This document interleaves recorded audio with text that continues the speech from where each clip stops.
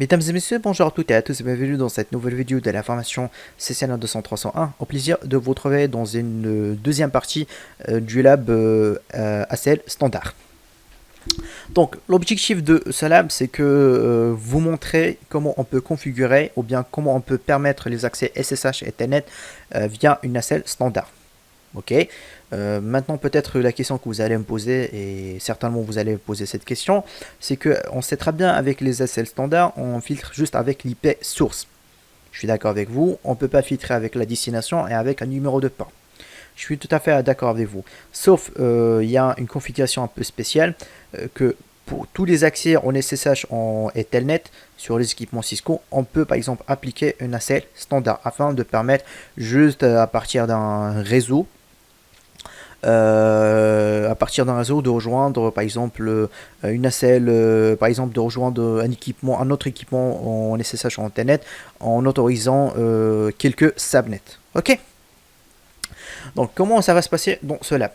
Alors dans ce lab, ce qu'on va faire, c'est que je vais autoriser juste le réseau de Paris de rejoindre l'équipement Casablanca, c'est-à-dire le routeur Casablanca de le rejoindre en SSH en Telnet. Cependant, pour le reste des autres réseaux, c'est-à-dire le réseau de Genève et le réseau de Madrid, ils vont pas pouvoir rejoindre le réseau.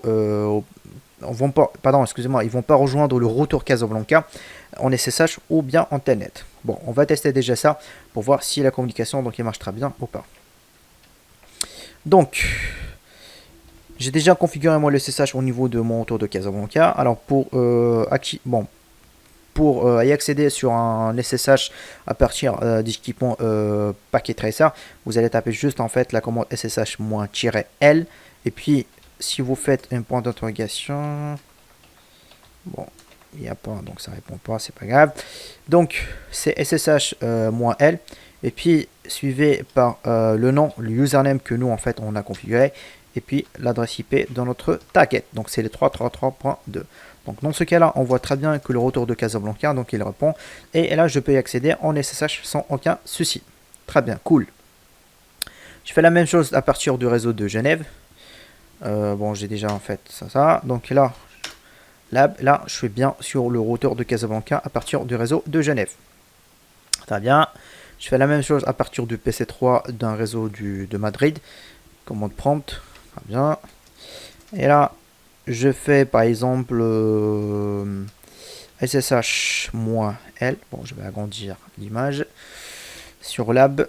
Et puis 333.2.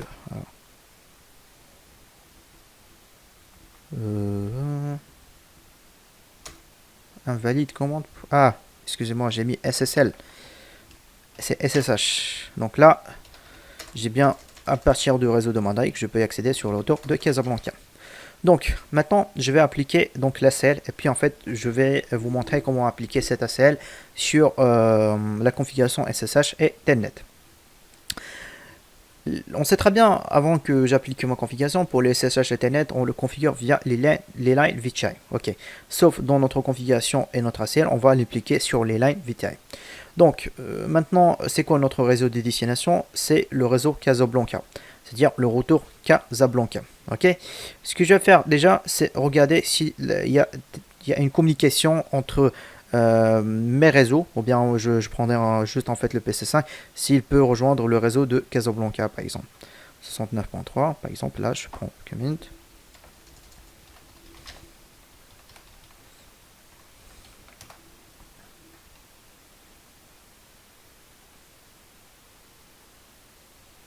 Donc là, il me répond très bien. Donc toujours en fait, il y a un request timeout, c'est par rapport à l'ARP.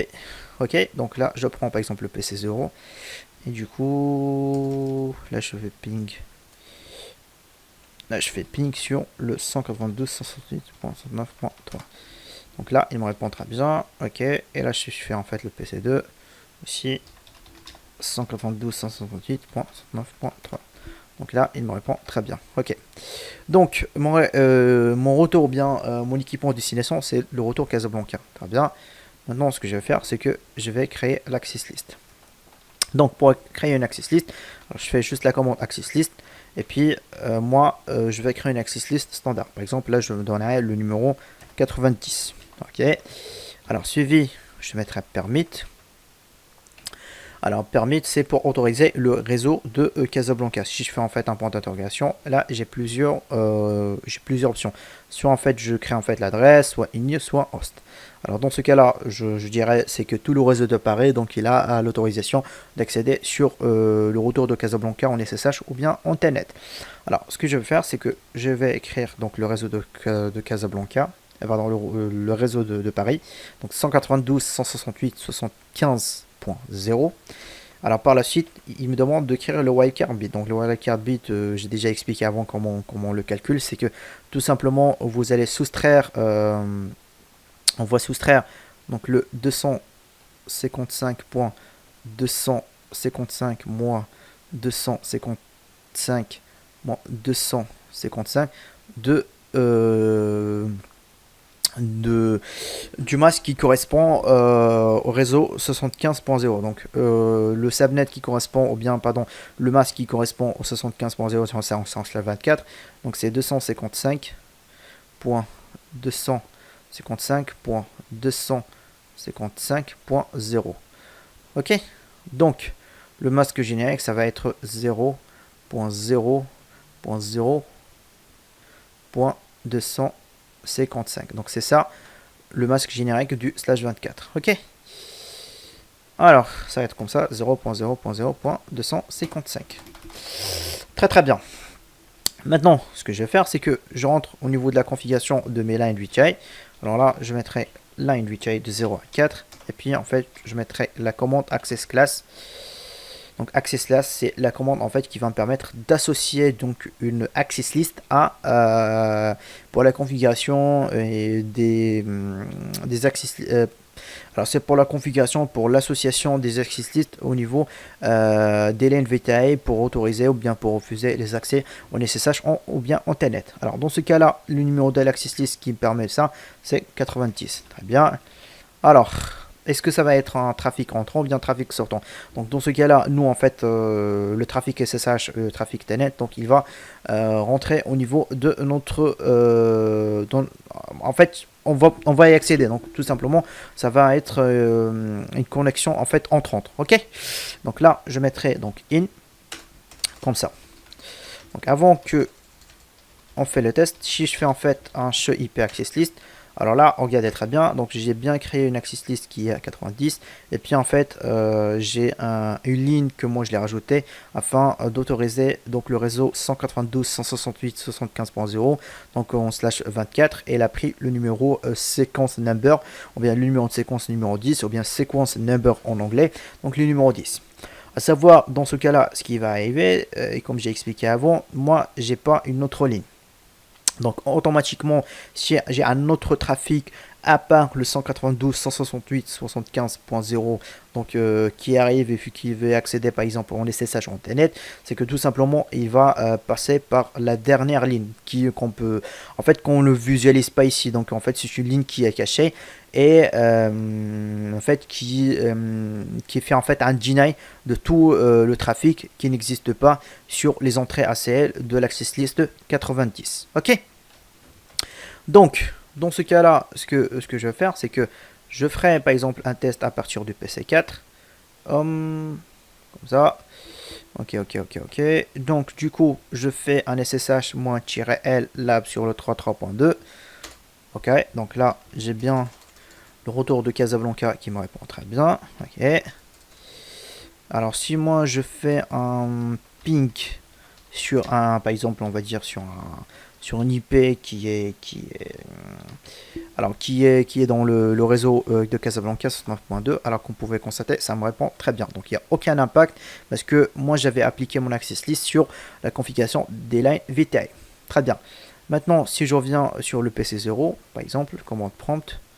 Ok, bah, déjà je vais faire un ping sur le 192.168.69.2, donc je crois que c'est une IP en fait d'un des machines qui sont derrière le routeur de Casablanca. Là j'ai bien en fait qui répond très bien. Maintenant je vais retester donc le SSH et boum, il me dit quoi? Connection refused by remote host. C'est-à-dire c'est que la connexion m'a été refusée. À savoir que avant j'avais bien les accès. Ok. Je viens aussi encore une fois sur le PC2 par exemple, commande prompt.